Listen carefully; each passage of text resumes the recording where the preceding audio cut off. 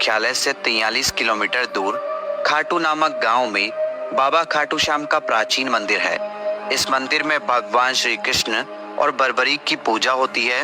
खाटू श्याम में बर्बरीक का सिर है, जिसे बर्बरीक ने भगवान श्री कृष्ण के कहने पर दान कर दिया था। कलयुग में खाटू श्याम को श्री कृष्ण का अवतार माना जाता है। खाटू श्याम को हारे का सहारा कहा जाता है, क्योंकि जिसकी मनोकामना कहीं पूरी नहीं होती उसको श्याम बाबा पूरी करते हैं। इस वीडियो में हम आपको खाटू श्याम का इतिहास, कहानी, कथा और खाटू श्याम मंदिर कहाँ स्थित है, इसकी पूरी जानकारी देंगे। खाटू श्याम का इतिहास महाभारत काल से है। ये पांडुपुत्र भीम के पौत्र थे, जिनसे खुश होकर भगवान श्री कृष्ण ने इनको कलयुग में अपने नाम से पूजनीय होने का आशीर्वाद दिया था। खाटू श्याम जी का नाम बचपन में बर्बरीक था। घर परिवार, माता पिता और गुरुजन सभी इनको बर्बरीक नाम से ही जानते थे। भगवान श्री कृष्ण ने इनको अपने घुंघरालू बालों की वजह से श्याम नाम दिया था। खाटू श्याम जी को श्याम बाबा, दीनों का नाथ, कलयुग का अवतार, शीश का दानी, खाटू वाला श्याम, हारे का सहारा, लकदातार, नील घोड़े का असवार, खाटू नरेश आदि नामों से भी जाना जाता है। खाटू श्याम को मोरवी नंदन भी कहा जाता है। खाटू श्याम जी की कहानी की शुरुआत मध्यकालीन महाभारत से शुरू होती है। बलवान भीम के पुत्र का नाम था घटोत्कच।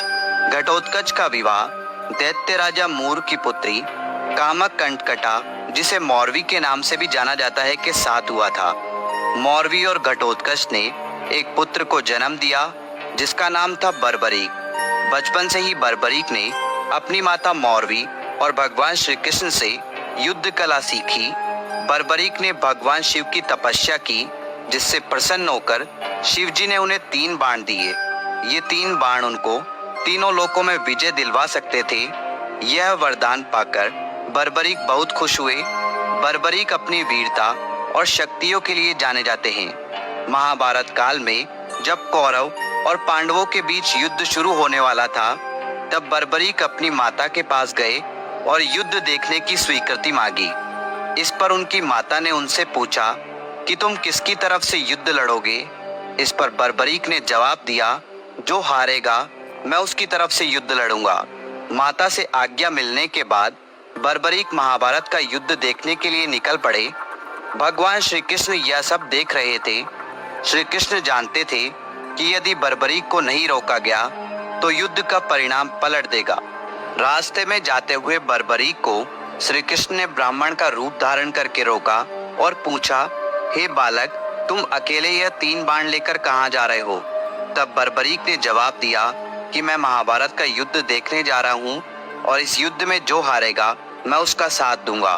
उपहास पूर्वक श्री कृष्ण ने कहा, सिर्फ 3 बाण के सहारे युद्ध लड़ने जा रहे हो? इनसे तो 3 सैनिक भी नहीं मरेंगे। यह सुनकर बर्बरीक बोल पड़े, हे ब्राह्मण, यह कोई साधारण बाण नहीं है। यह बाण मेरे आराध्य महाप्रभु शिव जी ने मुझे दिए हैं। 3 बाण तो क्या, सिर्फ एक बाण एक पल में युद्ध को खत्म कर देगा। हालांकि यह बात श्री कृष्ण पहले से जानते थे। बर्बरीक को रोकने के लिए श्री कृष्ण ने उनकी परीक्षा ली। श्री कृष्ण ने कहा, हे बालक, इस पीपल के पेड़ के पत्तों को भेद कर दिखाओ। तभी बर्बरीक ने एक बाण निकाला और अपने आराध्य का ध्यान करते हुए बाण छोड़ा, जो पीपल के पेड़ के सभी पत्तों को भेदता हुआ निकल गया। बर्बरीक ने ब्राह्मण से पूछा, आप कौन हो और मुझसे क्या चाहते हो? इस पर उस ब्राह्मण ने जवाब दिया कि मुझे दान चाहिए, क्या तुम दे सकते हो? बर्बरीक ने कहा, मांगो, आपको क्या चाहिए? तब ब्राह्मण ने उनका शीश दान में मांग लिया। यह सुनते ही बर्बरीक समझ गया कि यह कोई साधारण आदमी नहीं है। उसने ब्राह्मण को अपने वास्तविक रूप में आने को कहा। तब भगवान श्री कृष्ण अपने असली रूप में बर्बरीक को दर्शन दिए। अपने गुरु को सामने पाकर बर्बरीक धन्य हो गया। तब बर्बरीक ने रात भर भजन किया और दूसरे दिन फाल्गुन शुक्ल द्वादशी को स्नान करके अपने हाथों से बर्बरीक ने बिना देरी किए अपना शीश काटकर भगवान के चरणों में रख दिया। भगवान श्री कृष्ण ने शीश को एक ऊंचे स्थान पर रखा ताकि बर्बरीक महाभारत का युद्ध देख सके। बर्बरीक की दानवीरता से खुश होकर श्री कृष्ण ने उन्हें अपना नाम श्याम उपहार स्वरूप भेंट किया। साथ ही आशीर्वाद भी दिया कि आने वाले युग में तुम मेरे नाम से पूजे जाओगे। जब भी कोई हारा और टूटा हुआ भक्त तुम्हारे पास आएगा, तुम्हारी पूजा से उसके सब काम पूर्ण होंगे। श्री कृष्ण ने बर्बरीक के सिर को एक ऊंचे स्थान पर रख दिया। आज विश्वविख्यात खाटू श्याम मंदिर उसी स्थान पर बना हुआ है जहां पर उनका कटा हुआ सिर रखा गया था। तो यह है खाटू श्याम जी की बेहद अद्भुत कहानी। खाटू श्याम का महत्व कलयुग के साथ साथ बढ़ेगा, क्योंकि भगवान श्री कृष्ण ने इनको आशीर्वाद दिया था कि जैसे जैसे कलयुग